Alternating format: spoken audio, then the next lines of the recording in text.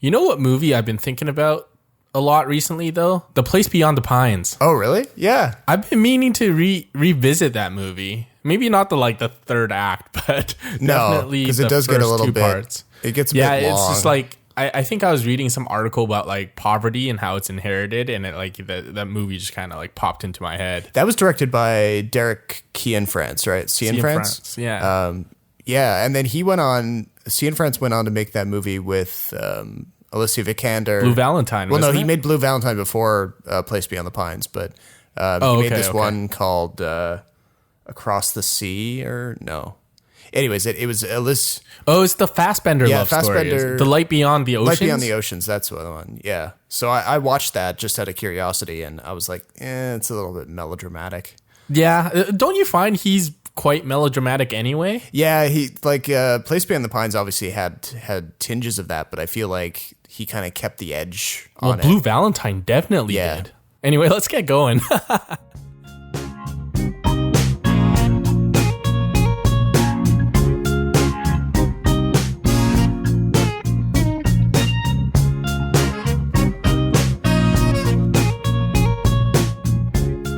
Welcome to the 35th episode of the Extra Buttery Podcast. I'm your host, Jason Chen, and I'll be joined by my co-host, Robert Snow. We got a pretty packed episode for you. Robert and I both saw Mission Impossible Fallout. Spoiler alert, it was excellent. We also saw Sorry to Bother You. And on top of that, we'll talk about some of the movies that Rob has caught up on. Myself being a big fan of the movies from the 90s and 2000s, I'm always very, very happy when Rob wades into this era of great films. So we'll talk about two films that he caught up on, one of them being a Bond film. So without any further ado, Robert, how's it going?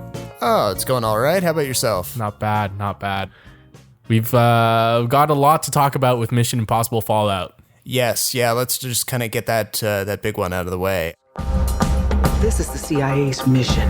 If he had held on to the plutonium, we wouldn't be having this conversation. His team would be dead. Yes, they would. That's the job. So I think you and I both agree that this was an excellent film. Oh, yeah. I mean, I saw it in IMAX, like laser projected, flagship theater here in Toronto, and it there's not a lot of movies these days, certainly in the action genre, that like really make me kind of grip the seat a bit. Yes, but the Halo jump. But that must have been amazing on IMAX. Oh, it just like... it's fake. You know that it's not fake. He actually jumped. Well, I know, but you know that it's a movie. But like you're in it. You know, you're right. You're okay. with Yes.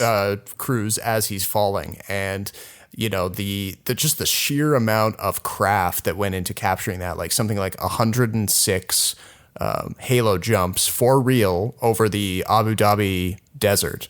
It just translates to like one of the greatest sequences I've seen all year. Maybe the past 5 years. Yeah, I think without a doubt, this is the best movie of the summer. Apologies to Infinity War, as big of a spectacle as it was. Oh, no, that's not controversial in my opinion. But the Halo jump, I think if you look at the behind the scenes, I think they jumped from 25,000 feet, which is pretty darn insane. And the helmet that Cruz and Henry Cavill wears, I think was specifically designed for this sequence because they needed obviously a clear shot of Cruz and they needed to make look cool and everything. Yep. But that was just like one of the many set pieces and action sequences that I thought were superb. At no point, obviously there was CGI, but at no point did I feel like the CGI was overpowering, blatantly obvious. No. I do think that in certain parts, it falls into the trap of being Mission Impossible in that there's a lot of double crossings, there's a lot of face switching, and certain sequences go on for too long, especially the last fight scene on the edge of the cliff. Oh, yeah. I don't want to spoil too much, but at one point there's this like hook from a helicopter, and it's the only thing that's keeping the helicopter falling from like to the depths below. And so what happens is the rock starts to crack, obviously, and it just kind of teases you with a lot of suspense. Yeah, it goes like, and then catches itself, and then and catches itself again. Yeah, so it was one catch away from being just ridiculous and kind of ruining the whole thing for me. But overall, I thought it was excellent. I have heard rumors that this is the final one, though. I don't know if there's sequel. Yeah, I don't know if there's a sequel in the works. Well, I mean, I get the sense from, some of the interviews with Cruise and discussions with like the director, Christopher McQuarrie, that unlike a lot of big budget action blockbuster type movies, the sequelization of Mission Impossible isn't quite as surefire a thing as it is with other franchises. So like, you go to see a Marvel film, there's going to be a sequel in some capacity. It's just like, forever we'll be watching Marvel films, right? Same thing with Star Wars and honestly for a lot of Hollywood. But from what I've kind of intuited from the way they work on Mission Impossible, it can actually be a little bit harder for them to get the financing together for these things, because honestly, a production company saying to its insurers or to its financiers, we're gonna insurance is probably a bitch. We're gonna throw our biggest star out of a plane 106 times, and he's really gonna do it. And he's 56 years old. He's gonna be 60 when the next one comes out. Exactly. So I feel like it is a little bit harder for them to get financing together for these. Like apparently, when Cruise broke his ankle for that jumping from building to building shot, that's left in the film. Yeah, that's incredible, eh? Apparently, the length of time that Cruise was off healing up cost the production just a huge amount of money, and they had to go and find extra financiers to kind of keep the lights on, essentially. Not to say that the production was in trouble, because I feel like being Mission Impossible, like something would have come along to keep them running, but just the idea that like, they don't have a blank check in the way that some other franchises do is kind of, maybe that's playing into the uncertainty over whether there's going to be an immediate sequel. I think a couple things on that note. The first one being, I'm sure it costs insurers a lot of money, but if this movie makes a lot of money, and I think it will, I think there's an argument to be made that it's worth the risk. Oh, yeah, yeah. And like, I mean, at the end of the day, it comes down to Cruise and like what he's kind of willing to waive. If he signs the waiver saying like, I'm not going to sue the production if I get hurt. Well, he's too much of a pro to do that anyway. I highly doubt he would ever do that. The other thing is these Mission Impossible movies, even though there's like a common thread between them, they can be episodic. I don't think they're beholden to previous films. I think you can take these most recent 3 films as a trilogy, and then the previous 3 films before that as like a whole nother trilogy. I do have to say, though, as much as it is a joy to see all the characters back, I can't help but feel that Michelle Monaghan only serves as a plot device and nothing more. Yeah, pretty much. She's the type of like ex machina character where like she pops up in like the later stages of the movie and somehow, I don't know, does something positive, and you kind of take it for what it is because you know that she's an established character in the franchise and everything, but it just feels a little cheap that they do that to her character. Yeah, but I mean, I think the way they frame her character this time around, this is they finally, for me, like I was having a hard time remembering going into this one where she and Ethan stood, like where their relationship stood. Right. So in this one, there's a few bits of dialogue that kind of firm that up and say, yeah, okay, they're not actually like secretly married, but the world thinks she's dead or blah, blah, blah. They are actually separated, and he's just kind of a bit of a guardian angel, essentially.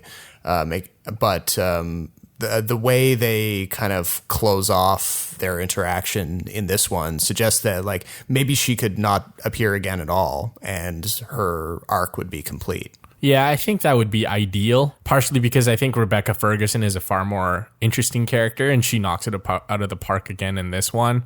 I do also appreciate the amount of creativity and imagination and some bending of the laws of physics to do these action sequences. Yeah. Because like if any real person did what Tom Cruise did in this movie, not only would they break an ankle, they'd snap their neck, they'd break a whole bunch of ribs, they'd have like internal bleeding all over the place.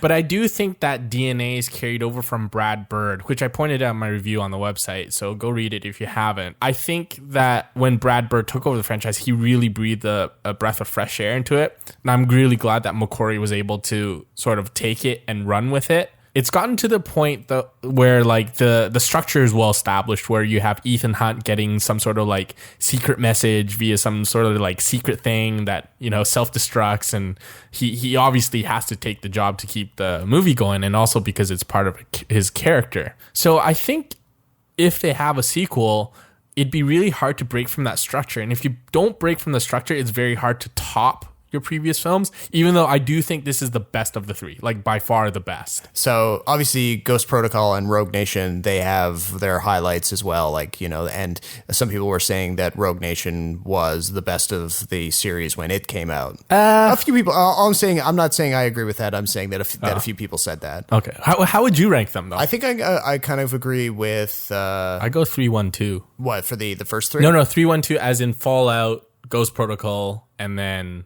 Rogue Nation. Oh, okay. I see what you're saying. As part of this trilogy. Like, I don't count the John Woo, J.J. Abrams one as part of this. Oh, I see what you're saying. Okay, yeah, then in that case, I agree with that ranking, yeah. Well, I'm glad we're fully in agreement on this movie. Yeah, I mean, it doesn't, I mean, for the listeners out there, I mean, savor this while you can, because this does not happen often. Rarely in lockstep in this way. Best sequence for you, though, in the film? Best sequence? Oh, I think it has to be the Halo one, with a close second being the all-out run across London. Okay, he runs pretty damn fast, eh? He runs fast. He keeps it up. Like, I don't think that footage is sped up. I actually think he like full out sprints, and he's actually pretty fast. Oh yeah, I mean, there's edits in there obviously, because I mean, if you were to watch him, and I've been to that area of London before, and like, you know, one of the cool things about this movie is both when in its sequences in London and in the sequences in Paris, you can, if anyone is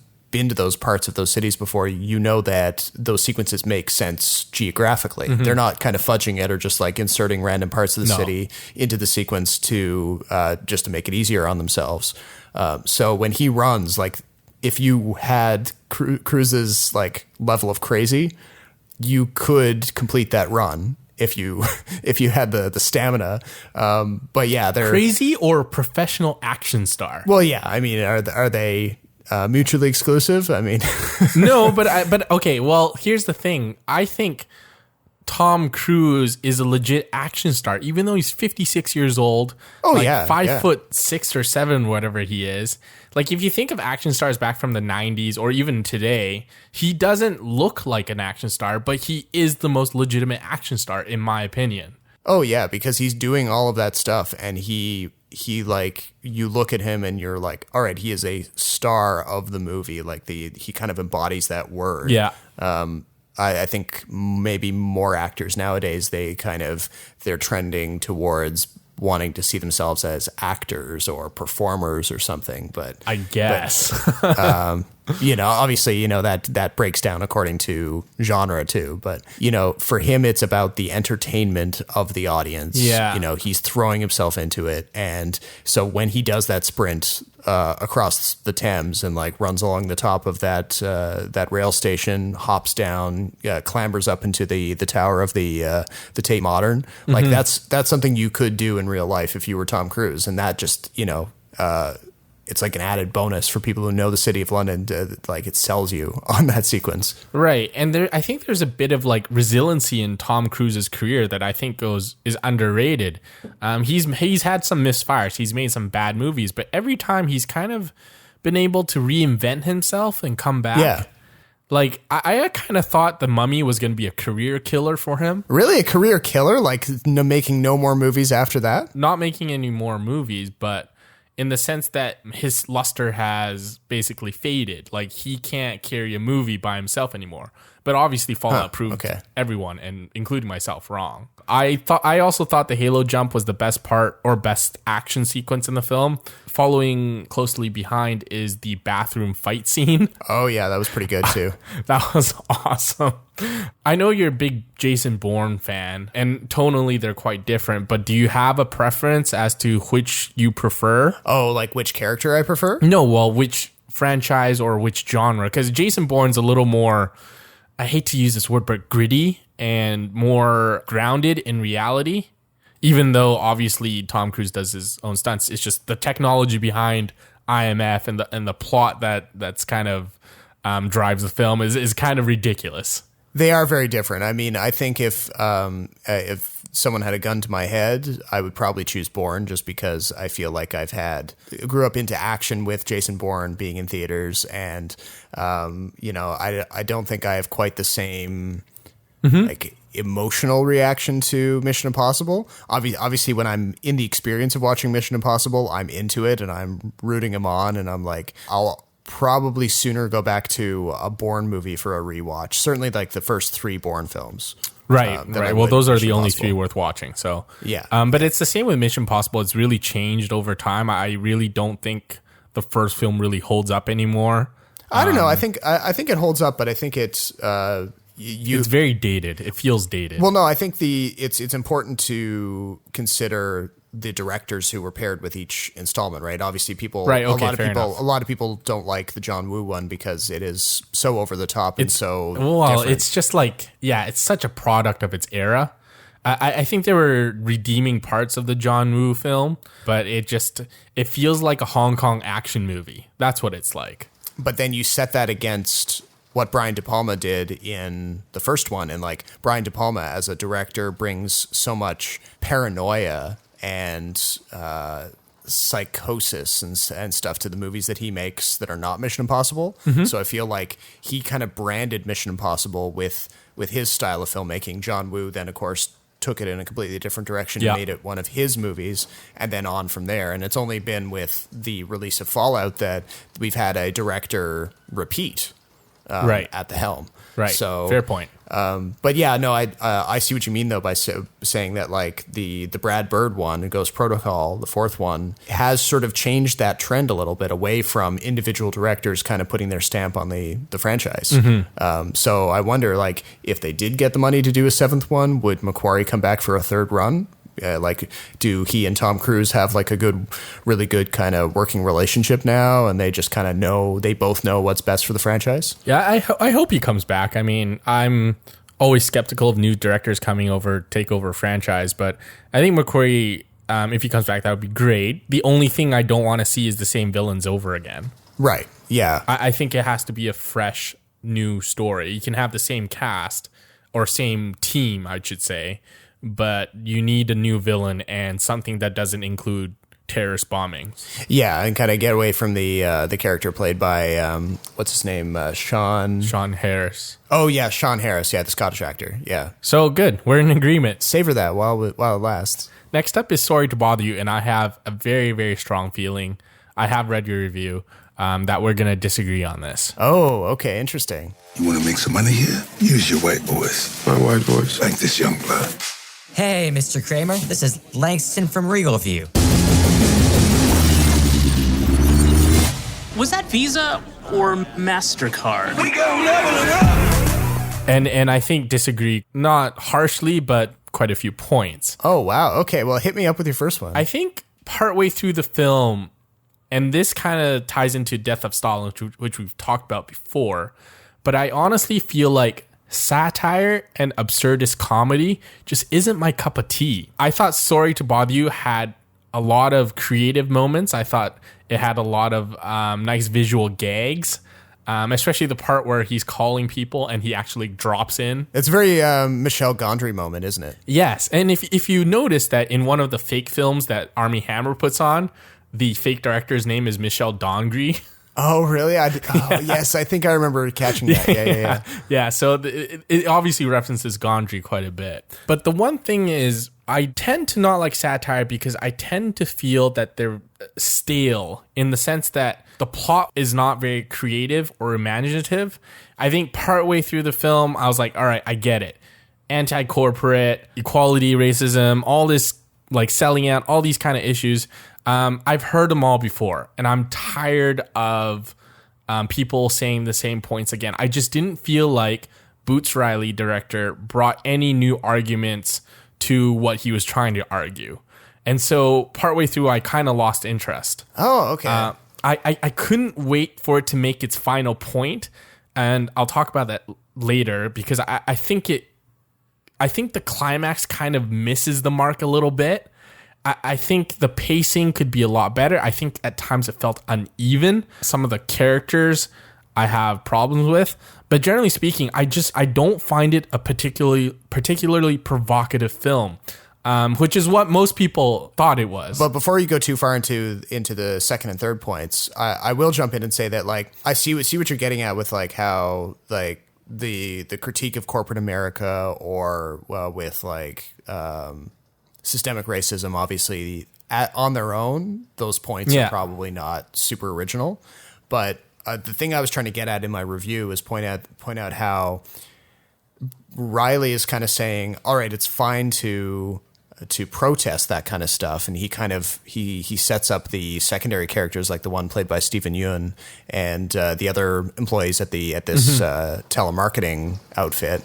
You know, they're protesting the man, you know, they're holding strikes and refusing to work.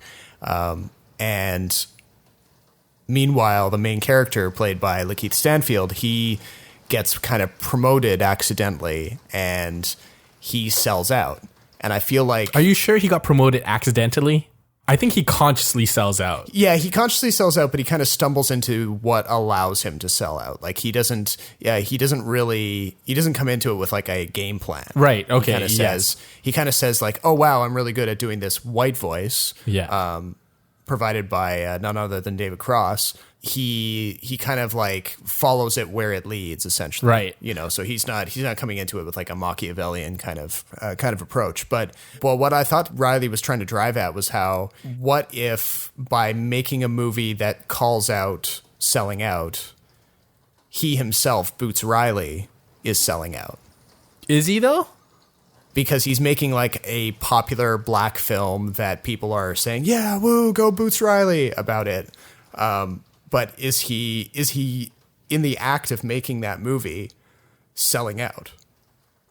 That's what I think he was like. Maybe he was kind of feeding into the subtext of the movie a little bit. That's what I picked up on. It's a little obviously it's like, you know, it's a close reading. It's maybe not super obvious in the text, but I feel like for a guy like Riley coming in and making this as like his first movie, he's obviously going to be very conscious about what it means for like for a guy like him to kind of leave the music world, kind of come in and make his first movie and kind of be authentic. I would agree if he didn't raise such a stink about this film being kind of shuttered overseas.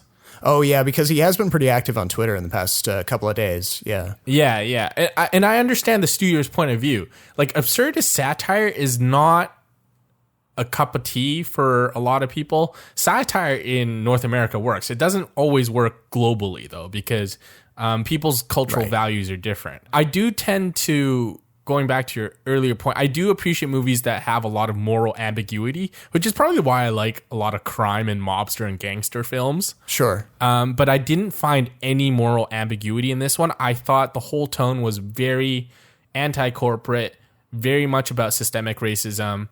That Armie Hammer character who plays the CEO of this like basically slave factory, kind of like Amazon on steroids. Yeah, was basically really over the top. So I don't think there's any ambiguity there. I like satire. I think it can be funny. I just don't know if film is the right medium for it, for me personally. Okay. Well, I mean, that's fair enough. And I'll say that, like, you know, I do agree with you that the pacing was a little bit wonky for me. I mean, yes. I felt like... Yeah, it was kind of all over the place. And maybe that's just a hint at how, like, it is Riley's first movie, and maybe he's just getting a feel for, like, how to keep the action up. Because, yeah, there are long stretches where, like, you're waiting a little bit for the next joke or for the next kind of dig or whatever the case may be. Right. It does kind of drag its feet for quite a few moments, I think. It also didn't help that the guy next to me thought the film was goddamn hilarious. Oh, he was just like overcompensating or something? He was just like, yeah, I almost wanted to turn to him and say like, dude, it's not that funny. There's one thing to like kind of like laugh under your breath and kind of chuckle. This guy was like clapping and slapping his leg, kind of like, this is the most hilarious thing I've ever seen. It doesn't strike me as that kind of funny. No. But I think when I said how it was uncreative, unimagined, I don't want people to take it the wrong way. I think visually it is really, really something to see, especially the part where like he upgrades in his life and like he like kind of like shifts into his new condo, and you kind of see the old condo kind of fall apart and everything. I thought that was excellent. I think that's a bit of the Boots Riley like artist music video kind of person coming out. The other thing that kind of bothered me was Tessa Thompson's character. Oh, really? Yes. I find her to be terrifically boring. I think she stood up because of her style and her hair and the performance. But if you break it down, she's not really vital to the plot. She's kind of objectified sexually, and she plays this like manic pixie dream girl that you see a lot in these films. I think the one interesting thing is her character puts on this art show, and she encourages people to basically throw things at her and basically assault her. Like she's getting them to throw like old cell phones and like and balloons full of pig's blood or something. Yeah, something like that. And I get the shock value of it. I just don't necessarily see a lot of substance in that character or in that scene. The one scene that I think that makes a really pointed commentary about systemic racism is when Cassius Green, the main character, gets invited to Armie Hammer's party, and because he's the only black person there, they want him to rap a verse. and he's like, just because I'm black doesn't mean I can rap. And this whole like awkward sort of scene, and it drags on for quite a bit. I think some people found it quite uncomfortable. I thought it was uncomfortable to the point where it was funny because he was really making a point and he really drove it through. Yeah. And this is a scene, of course, like for those of you who haven't seen it, like we can't really quote the scene because it'll make us repeat a whole bunch of racial slurs. Yeah. It's like M-bombs and F-bombs, and it doesn't sound right from us. No. And that's the point that it was trying to make. Exactly. So it is that one scene is very effective in that way. Some of the characters I liked too were, I think Stephen Yeun was quite good. I think his screen time was cut back a little bit. I thought he could have been a more interesting character. But the one character that like doesn't have a lot of scenes where it cracked me up was the female staff member at the telemarketing agency that Cassius works at. Oh, yeah. She's like a supervisor or something. Diane Debauchery, but she spells it debauchery. Yeah. I thought that was hilarious. So those two parts I thought were the funniest.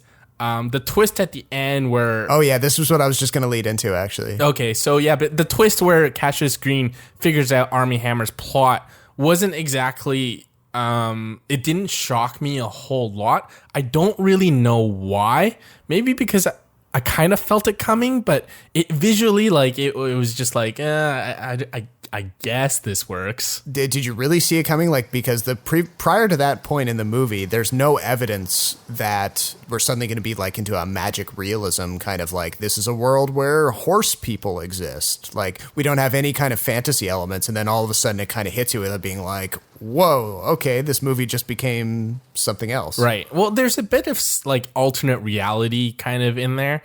I agree. Like the horse people, I was like, I didn't really see that coming. But the moment Lakeith Stanfield kind of like wanders into his own and has like a one-on-one sit down with Armie Hammer, you kind of felt something was going to be revealed, and it was going to be a pretty drastic change in tone, because up to that point, I think the film was pretty even.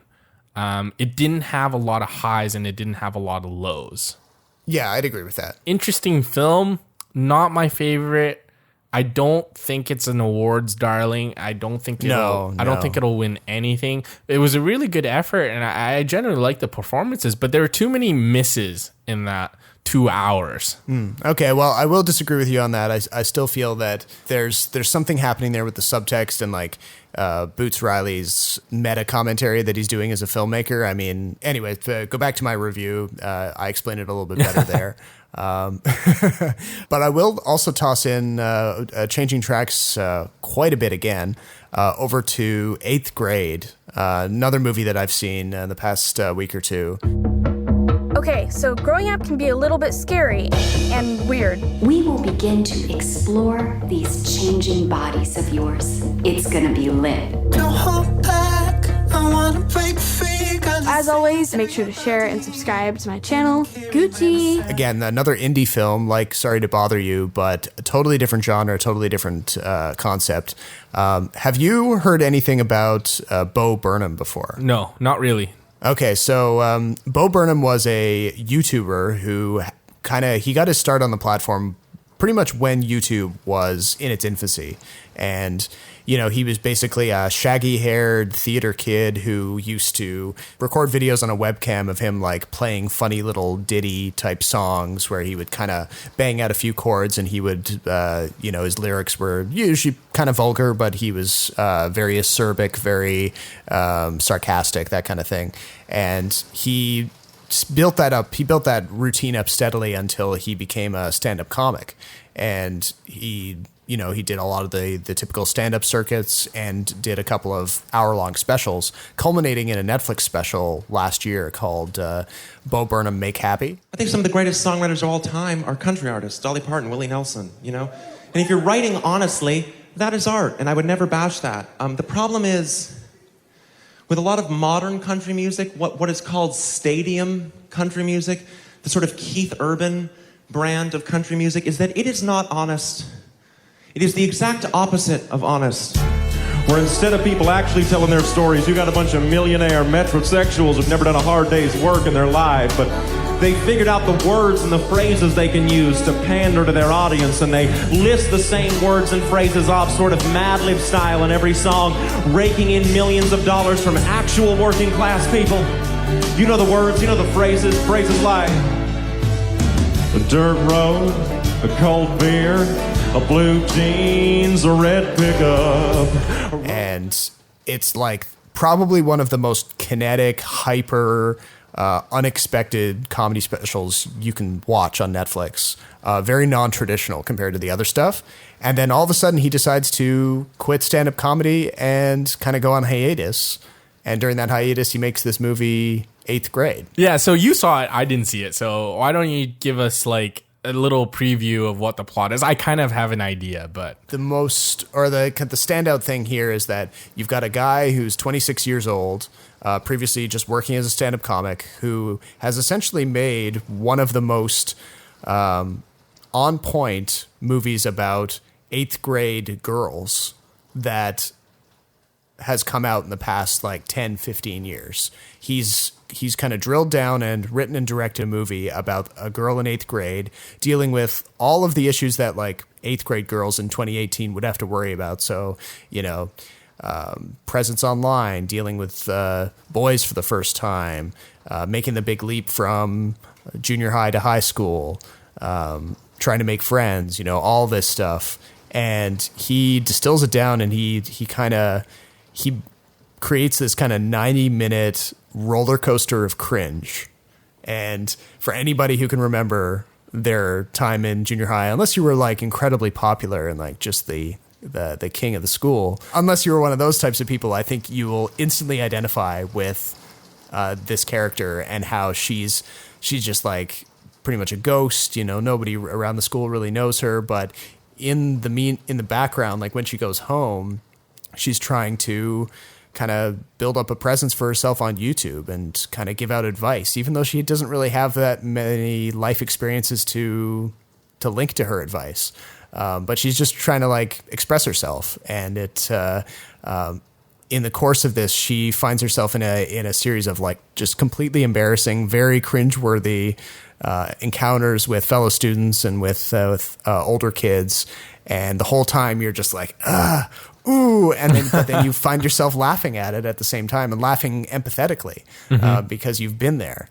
And yeah, it's a remarkable piece of work. I mean, I know you've teased me on a couple of occasions because I do like the coming of age genre. I don't know. There's again, like in the past couple of years, we've had a handful of really, really strong ones, in my view. The thing with coming of age films is that there's always good ones.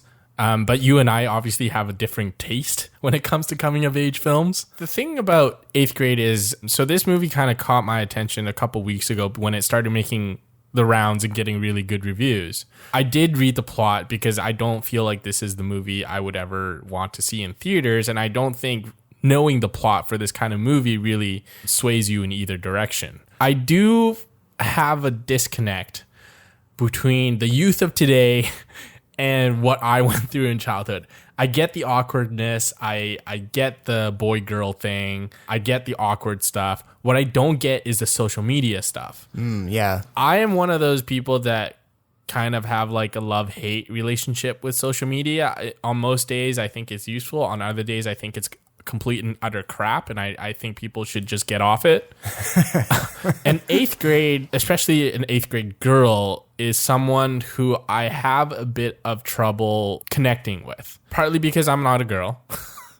Partly because I'm not in 8th grade. I am sort of shocked that Bo Burnham has been able to basically capture what it's like. I think it's one thing for us to talk about our experience in 8th grade and how much it resonates with us. I'd be more interested to hear a current girl who is in the same age range and what she feels of the movie. Oh, in terms of how accurate it is? Yeah, in terms of how accurate it is. I have no doubt for almost everyone, high school, junior high, whatever it may be, can be cringy.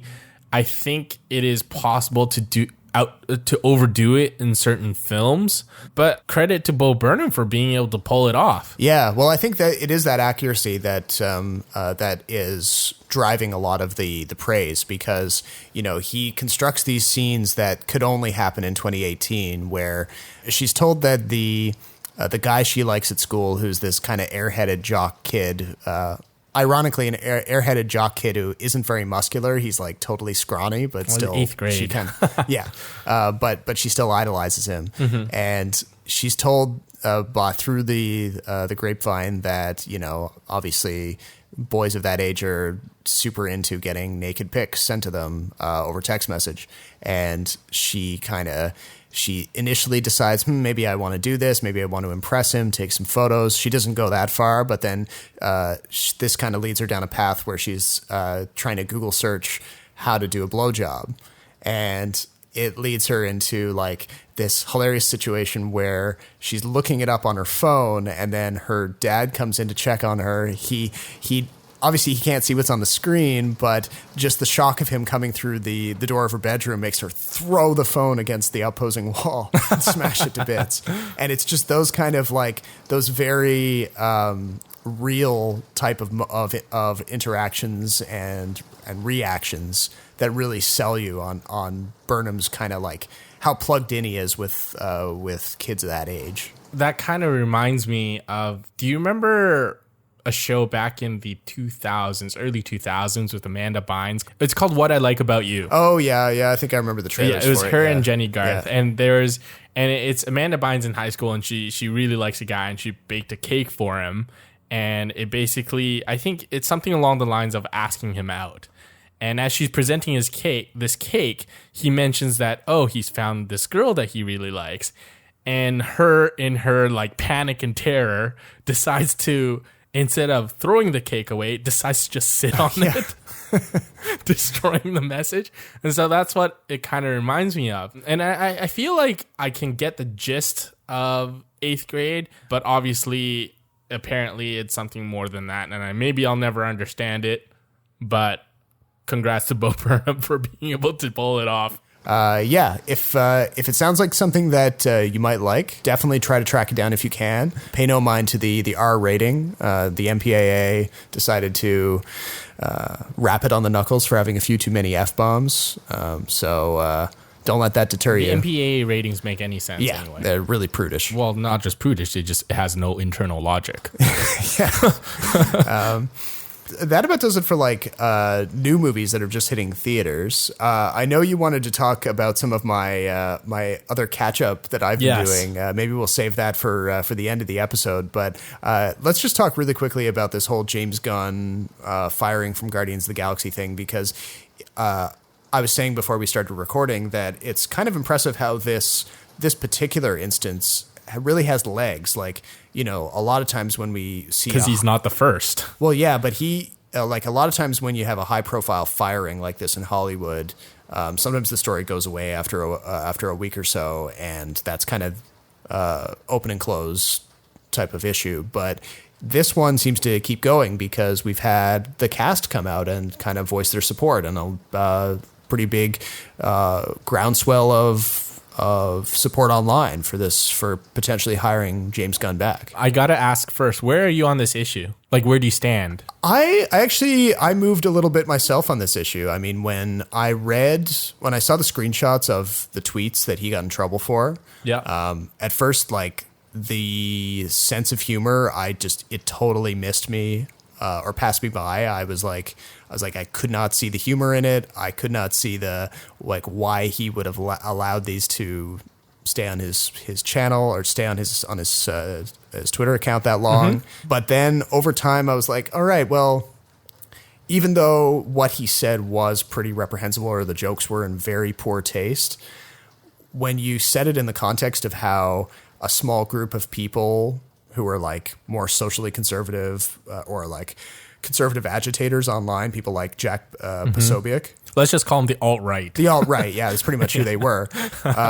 When it became clear that like a small group of the alt-right had deliberately targeted James Gunn because they disagreed with his anti-Trump tweets that he's been pretty vocal with, and they just decided to destroy his career, take away this job from him just by muckraking, essentially.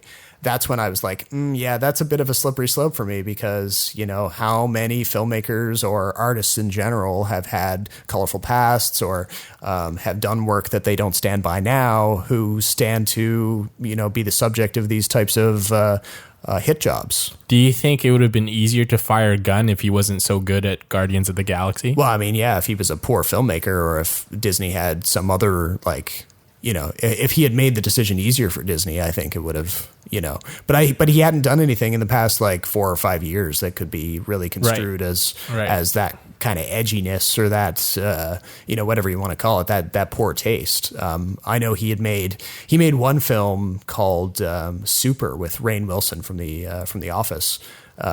Before he got hired on by Disney, and arguably that's an example of like a movie that was made in kind of poor taste. Like it's a superhero movie, but you know, essentially the main character goes around beating people to death with a wrench rather than like tying them up and leaving them for the cops. So he was trying to explore the real extremes of what it means to be a vigilante hero. Well, it's kind of like Kick-Ass in a sense. Yeah, but I think he, like, in terms of like what he depicted on screen, he took it even further than Kick-Ass. That was just his visual style. Mm-hmm. But yeah, like it's really blown up, like in terms of the conversation. And there's been a number of articles, like people trying to analyze whether they think Disney is likely to bring him back or not. And now they've got... Well, they can't bring him back now. Well, why can't they though? Because it's embarrassing for them. But is it more embarrassing to lose some of your core actors over the issue than it is to kind of say, oh, we're sorry, or we acted too quickly? But they won't. They're contractually obligated to do the film. Yeah, but Dave Bautista says that he's going to like sue Disney potentially or find some other... He's not going to win. Well, no. Disney is $1 billion company. They're going to throw the lawsuit at him and it's going to take 50 years to resolve. And he's not going to be able to last that long. I don't know. That's all he's saying in the interview. He's saying that he and his agent would work to find some sort of resolution that would get him out of the contract. I think there have been instances in the past where an actor signed on to a film and ended up being in a film that they didn't envision they would be in. And that's always caused problems. But I don't think there's ever been like a landmark lawsuit in that regard. So going back to James Gunn, I agree with you. The tweets are in very poor taste. I don't think the jokes are that funny, to be honest. No, definitely not. Not because of the content, but just like if you want to be crude, you got to make sure the jokes hit. Yeah. Kind of like if you joke about Nazis and the Holocaust, you better have a damn good joke. Yeah. Otherwise, it comes off as really, really poor. On that note, though, I am a little surprised that public figures treat Twitter as a soapbox. It's not meant to be. It's a public forum. So whatever you say is going to be misconstrued by some people. It's going to offend some people, like inevitably. Sure. So you have to be aware So I'm surprised a lot of these public figures don't scrub their Twitter. Like if you're gonna be famous, dude, you better scrub that Twitter because you might have tweeted something that you will really regret. Yeah. Well, it prompted Ryan Johnson to wipe about 20,000 of his old tweets. Right. Smart move on his part. Yeah. Not to say that some enterprising alt-right troll won't be able to dig them back up again with screenshots or something. But so my stance on Gunn is a little different. I do feel bad for him. I do think he was genuinely trying to be funny. I do think he was being immature, and he's grown up since.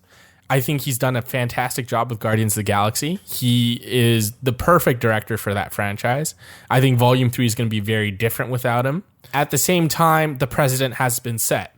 If you tweet something or something stupid or even borderline offensive, you're going to feel the consequences. So I understand Disney's point of view where this squeaky clean company, even though everyone knows they're not, has an issue with these tweets. Now, whether or not they were influenced by the outright, who knows? Maybe they were. If they were, shame on them.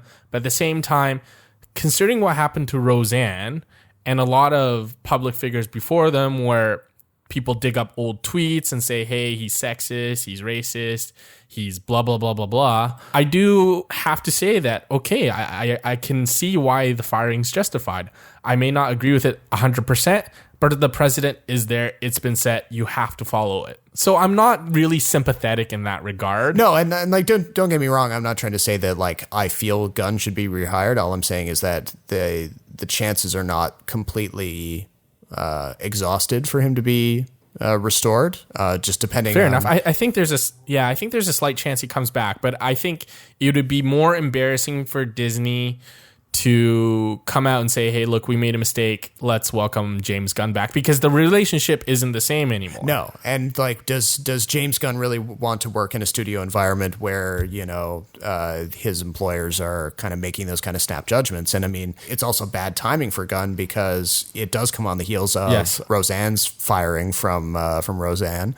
You know, arguably what the tweet that she got fired over was kind of more of a straw that broke the camel's back. You know, there'd be a long history of her, and she's been warned so many times before. Yeah, so I mean, it wasn't quite the same series of events, but obviously, like if they had to do that with Roseanne, maybe they felt, and I don't really agree with this because they are very different situations, but I feel like maybe some of the executives said, well, we did it to Roseanne, so we have to get rid of Gunn. What Disney would have done or should have done is said, look, when we hired him, we knew about these tweets. Like, even if they didn't look back, they should just say, hey, we knew.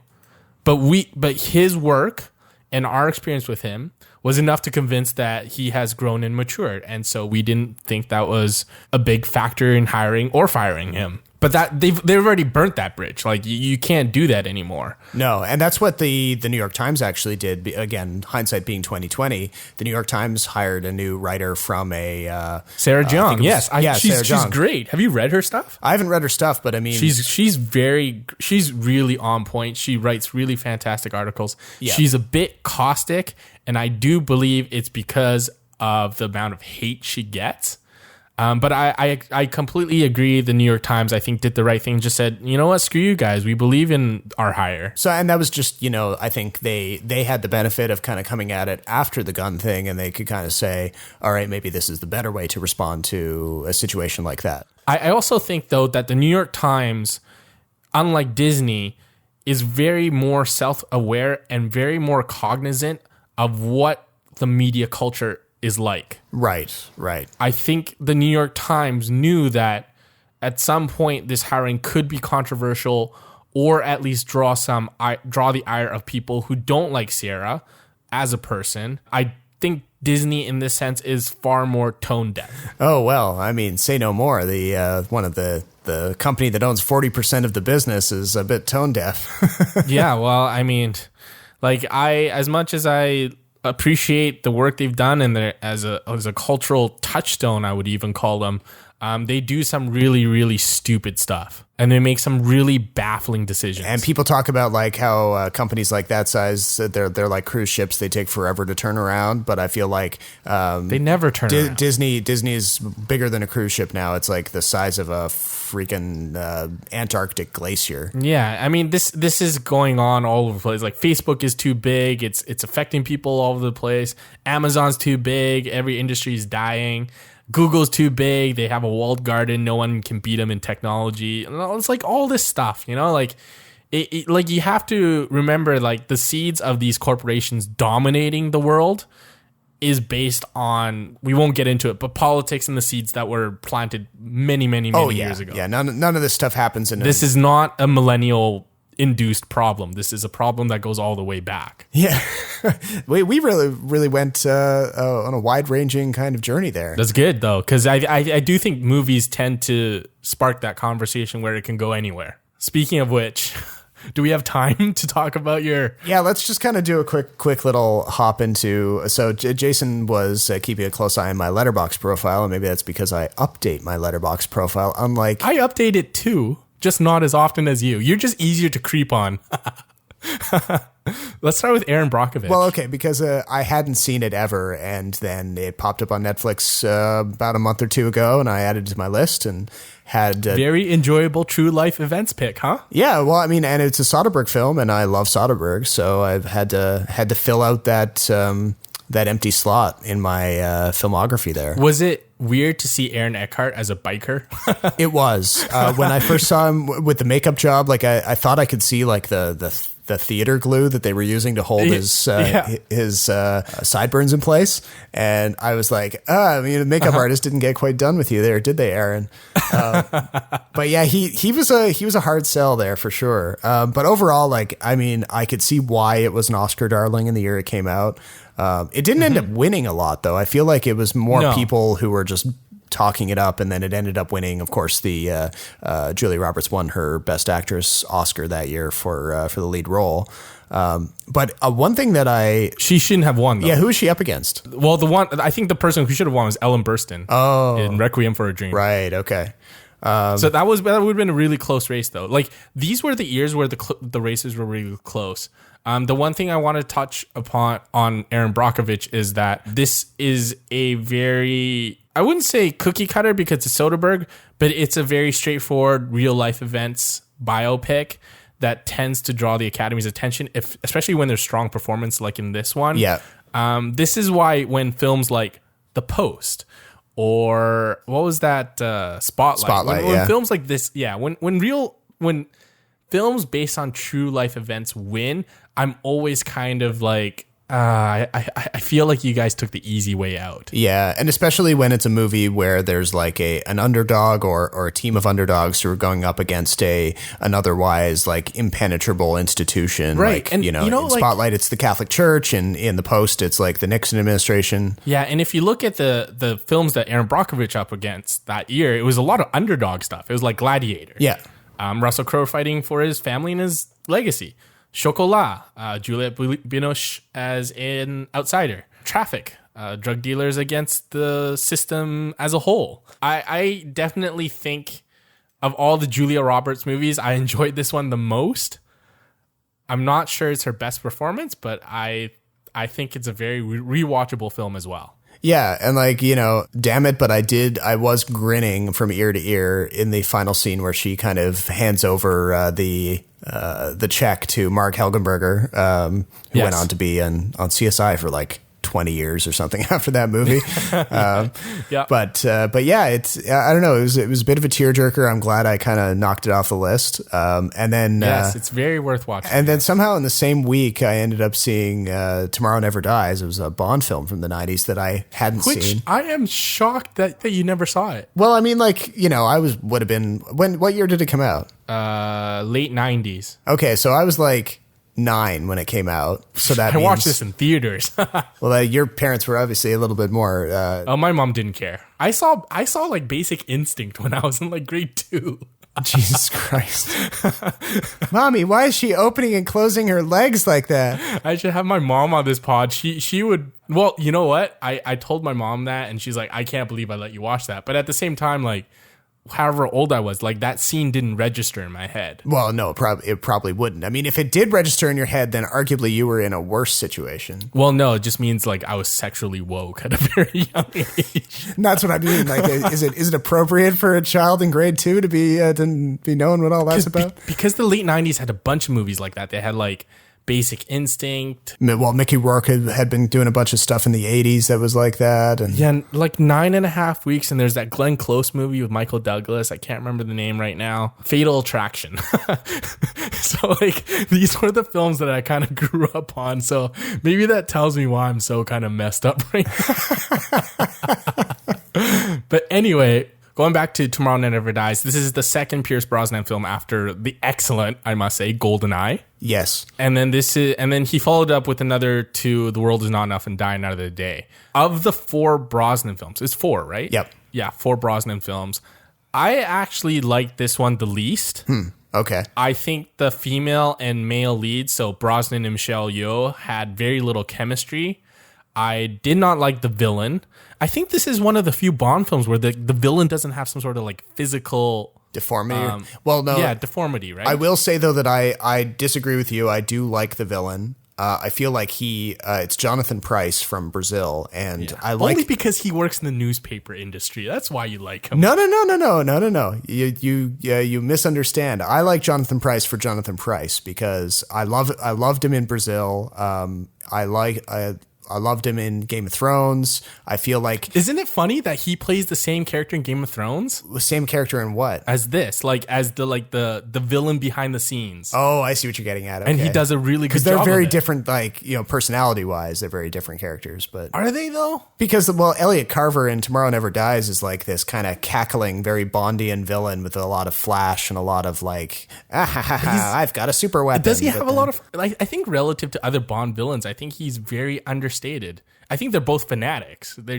He's a very understated villain. How long has it been since you've seen it, though? Because I feel like he's hamming it up a lot more in this than he does in Game of Thrones. Well, it's Pierce Brosnan, so you got to ham everything up, right? You're competing against Pierce, yeah. I do think he has one of the better deaths, though, like Bond villain deaths. It's basically Chekhov's drill, Chekhov's gun, the rule from the play where from all plays where if you introduce a gun above the mantelpiece in the set of the first act of a film, it has to go off by the third act. So in this case, they introduce a drill, and it's used to kind of instigate some tensions between the British and the Chinese in the first act of this movie. But then, of course, it has to come back in the third act.